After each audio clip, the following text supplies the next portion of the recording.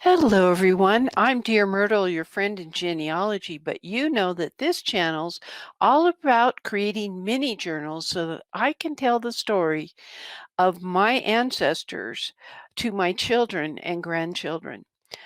This time, we finally finished this mini journal about Blanche Myrtle Jackson Bennett Player, our beloved stepmother. And I'm going to explain how some of us have her as a stepmother and some of us don't. It's going to be sketched out in this.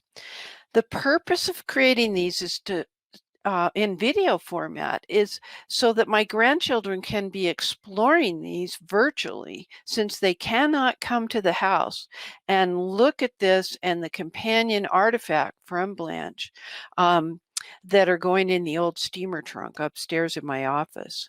So we're going to undo the sari silk.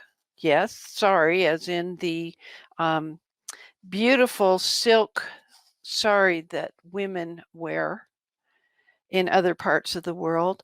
Blanche's favorite colors were aquamarine. Her cabinets used to be this color before they replaced them with oak cabinets. Into the blues, the aquas and into the blues and including the dark blue. I love this picture of Blanche. This is how I remember her when she first married our father in 1961. I think she got married at her grandfather's house. I think. We'll have to look into that. I can't remember off the top of my head. Okay, our beloved stepmother was born 5th of November 1926 in San Francisco, California. And we must get organized was a familiar phrase. If we were going to have the office party for Christmas in June, like we did, we got to get organized, got to get all the plates, the folding chairs, all that stuff. Yes, that was a phrase she said a lot. She died on Christmas Day in 2006 at her home with our father in Medina, Washington, and we do love her very much. I love this picture of Blanche. Here she is up at Rosario's. Up on Orcas Island. And going to Orcas Island was one of the principal ways that she would organize. She'd have to be organized, and you'll find out why. Now, in my organization, I have 3 different clips of photos that have been archived. Some of them were taken with her camera, some with others' cameras. When we first went to Rosario's, Dad and Blanche rented this place up on Orcas Island, and there you can see Blanche on the front deck. It had a great room, and above it, it had an overlook where the bunk beds were built in. And I think it had 1 or 2 bedrooms and maybe just 1 bathroom. I don't remember the bathroom part. But anyway, here's another view of it showing the angled covering for the carport. And there's Dad's old yellow Jeep. You guys remember that? I don't know. Some of you were kind of little then. That's what he used to pull his boat. Here's a picture of Dad with Greta, and it's so hard to see. I tried to work with that photo and I gave up. This photo, I think I get a kick out of it because there was an outdoor shower. So if you'd been at the beach and playing at the beach and had sand on your shoes or something like that, you didn't have to track it in the house. And these people are Blanche, who's cracking up, Bennett Player, our dad, old Greta, old girl, and this is Uncle Herb and Aunt Catherine. And why we called them that, I don't know. Aunt Catherine is really a cousin to our dad. And Catherine's mother and Dad's father were siblings. They were brother and sister, grew up together. And oh, how we love Uncle Herb, as we call him, with his wooden boat. Okay, now this is a picture, shows that yellow Jeep a little bit better. Wonder why all these little pop-ups are driving me nuts. I hope they're not being recorded. Anyway, this is Aunt Catherine. Herb is pointing something out. There's Dad. I think Blanche is taking the picture. And now in the picture is Blanche's best friend from California and her husband. I think they're at the top parking area if you go up Mount Constitution. And so over here off to the side would be the stone outlook that's been there for a million years. Well, not literally. Okay, so that's one category of photos. Now I want to tell you a little bit more about that cabin, and that's what this is about. The cabin, as I mentioned, had a loft that had built-in bunk beds, and so I kind of drew a picture of it. So you would enter up some stairs this way. It was kind of like a tri-level. You entered in the middle level. You could go up to the bunk beds, or you could go over and down just a few steps to the great room where they had a kitchen all along one wall, a table and sofa, and it looked out over the deck. So you're seeing double-decker bunk beds and also bunk beds that went this way, and you could literally crawl across. There was no divider on the inside, only on the outside to stabilize these bunk beds. And we stored all of our luggage underneath. Each of us was responsible for bringing our own luggage. And this part here with the dashed line represents the railing. You could look out over into the great room. You couldn't quite see the kitchen area that would be underneath where the bunk beds were on the lower level. I'm sure my brother jumped from the railing down to the sofa, but I digress. You never know about Uncle Mike. Okay. So there was only one tiny grocery store when our parents started going to Orcas Island. And I was already a mother of 2 children the first time I went. So in preparation for weeks in advance, Blanche would stockpile things like crackers, cereal, maple syrup, stuff like the toilet paper, everything just got stacked up on the dining room table. She'd also set aside extra beach towels, jackets, hats, scarves, and gloves. Now, from the looks of her in this photo, one of these photos here, yeah, this one, looks like it's nice and sunny up there. But if you decide to take the boat and go to Rosario's, or not to Rosario's, Roche Harbor, starts with an R, I got them confused, over on the big San Juan Island for the striking of both the Canadian and the American flags at dusk, it would get quite cold coming back across the water. So extra hats and scarves were necessary. In fact, Dad installed a heater specifically, and they put up the isinglass windows on the side and everything. So it got nice and toasty in there, but you never know. So the weather is very changeable. And the cool thing about going to Orcas Island is that you hang out with your family, you play boggle. Dad would always use medical terms when we played Scrabble, which should have been disallowed, but it was his game, so he had to play his rules. And just plain enjoying Mother Nature. You didn't have to dress up when you went to Orcas Island. Orcas Island is the best beach area, the best boating area, the best fishing if you go off the north side. And there are fun places, like there's a rather large lake, not desperately large, I guess, when you consider the Great Lakes. But there's a lake where you can rent paddle boats and little rowboats, and they're kind of fun. This is a picture of Dad, and I'm pretty sure that this is Christopher and Ashley in the boat with him. I could be wrong, but it looks like it. And then this is just to show you that I did have dark brown hair at one point in time and was pretty skinny, to say the least. I am rowing the boat ashore. And then one time, Blanche and I got out in that boat. There's that same hat she was wearing. I think Dad took this picture. So fun stuff on the island, hiking up Mount Constitution, going under the waterfall. Oh my gosh. All right, now let me turn this over so you can see this. I've actually tried to sketch out how we're related to Blanche here with the star. So I'm Grandma Pat. I am one of 3 kids, Uncle Mike, Aunt Sharon, and me, that were from Dad's 3rd marriage, the one to Barbara Froman, in parentheses, for her maiden name, Player.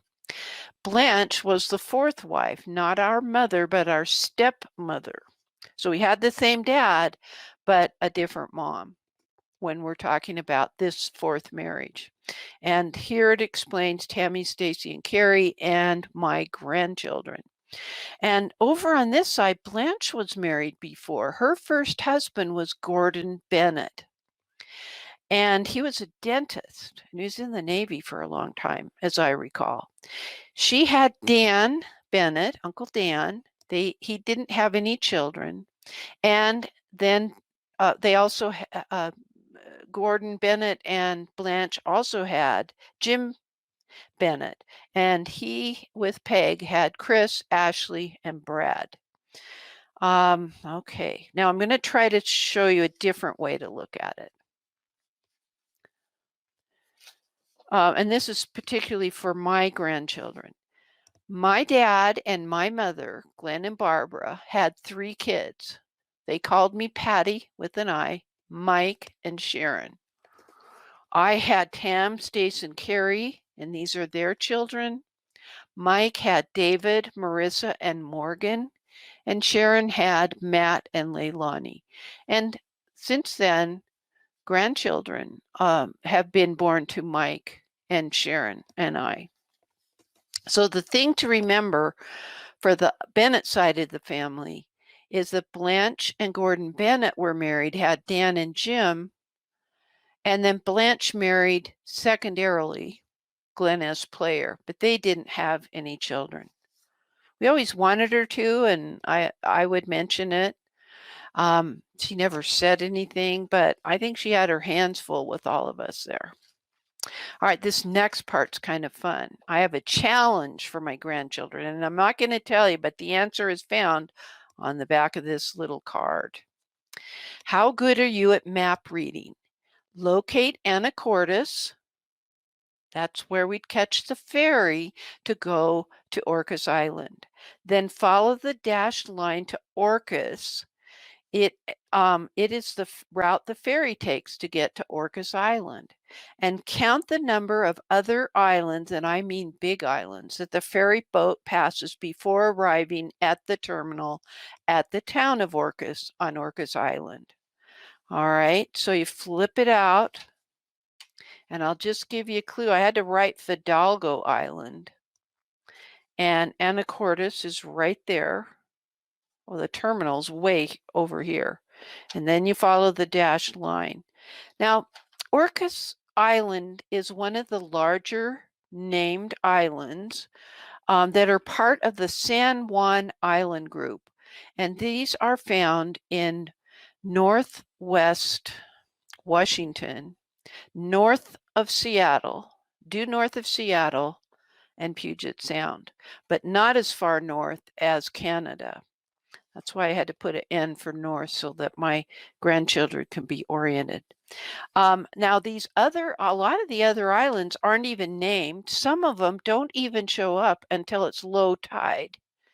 And once my father took us on a boat ride when it was low tide, and he said, "Here, I'll take your picture on this little island." It was big enough for my 2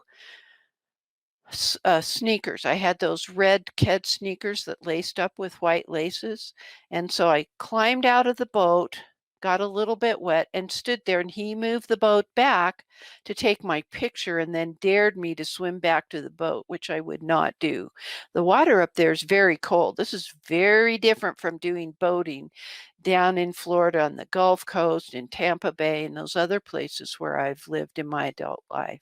Anyway, that'll be a fun challenge for my grandchildren. And as I say, the solution is there and on the back of this card. And to give you an idea of Dad and Blanche and what they look like when we were first going starting in the 60s to go to Orcas Island, that was them at about the same time period when they moved to the first house they bought together, which was 7933 Overlake Drive. In fact, that's the only house they bought together.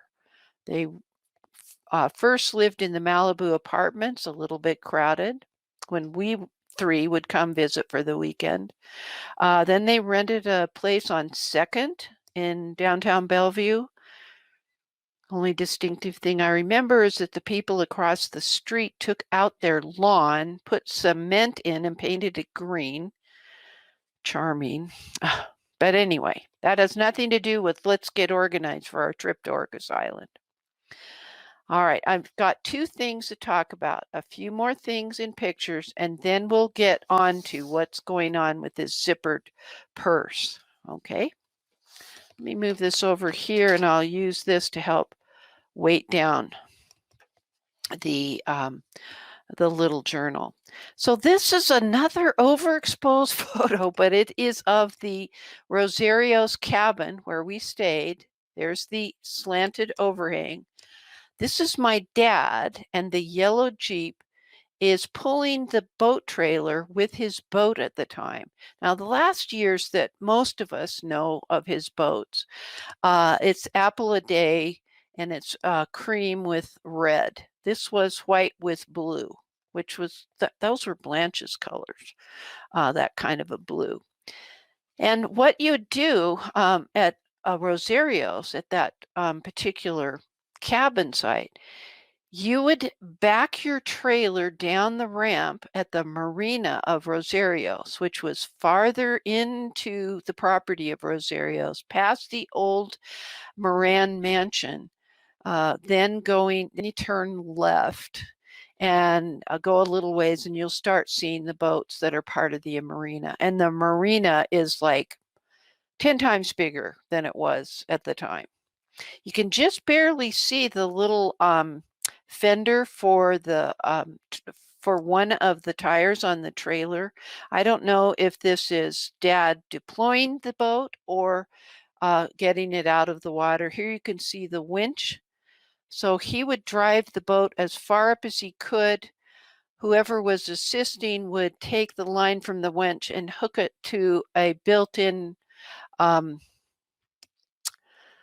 O-ring just underneath the bow of the boat, and help winch it up onto the trailer properly. And that's a lot of rigmarole to go through.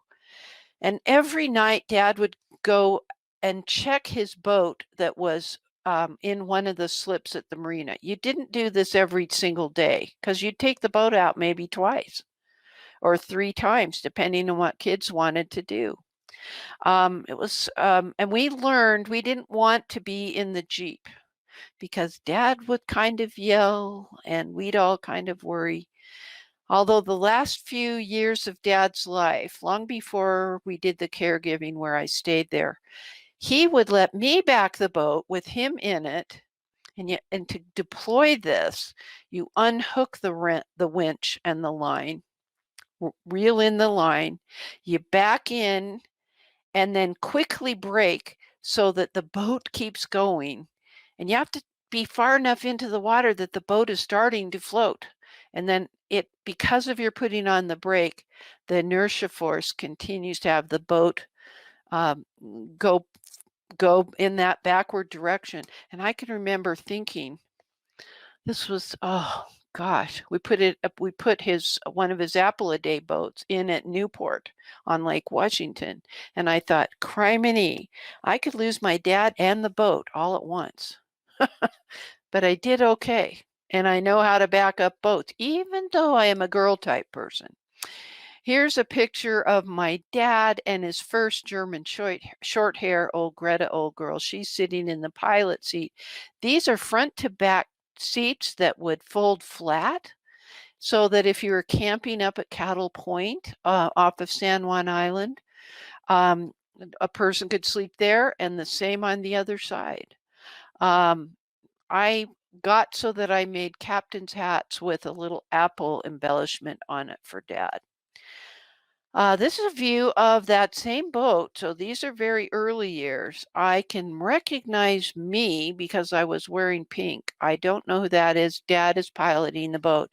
And I'm quite sure that we have just departed from one of the uninhabited San Juan Islands, known as Jones Island, and are on our way back.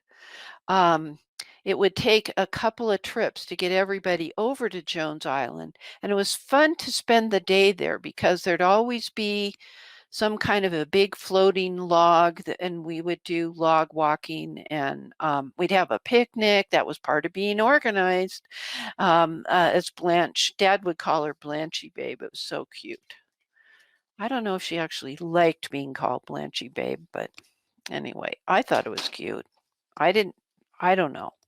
All right, so this goes in here. So now we're going to look at the 3-zippered purse, and I have detailed here what was found in it. I want to tell you about this purse. I actually had this as a wallet like Blanche did for decades. I think these came out in the 70s. Le Sac, this was a Le Sport sac, SAC, has 3 zippered compartments, a very long one, a medium-sized one, and a shorter one. Now, when I came to do caregiving with Blanche, first I just was going to visit, and Ashley was there with her first son and pregnant with the second one, I think. Yeah. Anyway, just barely pregnant.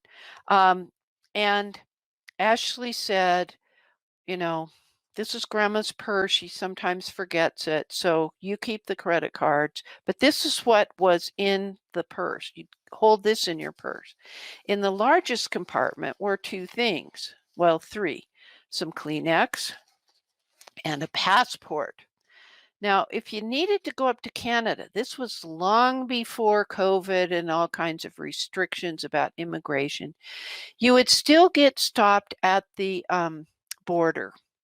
And even though we are U.S. citizens going into Canada, you had a shorter stay, let's put it that way, a shorter stay at the border crossing if you had a passport. Now, while I was there doing the caregiving, Dad and Blanche's passports expired, and I took them to get new ones. Because like I say, if we needed to suddenly run up to Canada to see where my brother Mike was with Becky or something, yeah, we needed to go lickety-split. We couldn't be fiddling around with 2 elderly people, one of whom was, well, they were both on hospice at that point. We needed to be expeditious in our traveling, so I did that. In the second part, I found this little organization thing, which has 3 compartments. This larger compartment had a $50 bill in it. The medium one just had like 10s and 20s, and there were a bunch of 1s in this one. So I can see that Blanche could be organized, open this, give a grandchild $2 so they could go to get a milkshake at the old milkshake place over there, just a few doors down from where Bilbo's used to be. In this smallest compartment, it's just the right size for things like her driver's license, Medicare, laminated emergency numbers, other insurance cards. And I just realized as I prepared for this video that Blanche had cataract surgery and they'd installed a lens because here's the information on it, that it was installed on 30th of March 2004 in her right eye. Interesting. So that information is there. This is the business card for Dad's cardiologist. This is for Sam Goody. I think that's where you could rent videos. Now we do streaming from Amazon and everything. This is an obsolete item, of course. It probably could be used for identification that you're over 21 years of age, because they haven't done that kind of video renting in major metropolitan areas for decades. AARP, her library card. QFC is still the grocery store that was closest to their home in Bellevue, Washington. And then this is the business card for Catherine, Dan's wife, when she was doing her tailoring business. So she was organized not just about going to Orcas Island, but how she kept things in her purse. In her purse, we would also find, in addition to this with her credit cards in this lower compartment, a handkerchief. She had Kleenex as a backup, but it was all right there. Okay, so now all I need to do is put the sari silk back on the cover and go upstairs to my office so that we can put this, well, I've got a little string there. Let's fix that. So that we can put this in the steamer trunk for my grandchildren to explore when COVID is over and they can come visit again. This is the old steamer trunk Mr. Myrt gave me, and now we will have the ceremonial placement of the journal about Blanche and the organized pocketbook placement. Looks like that bear's going to get me. But there we go. Nothing left to say but happy family tree climbing, everybody. That's a wrap.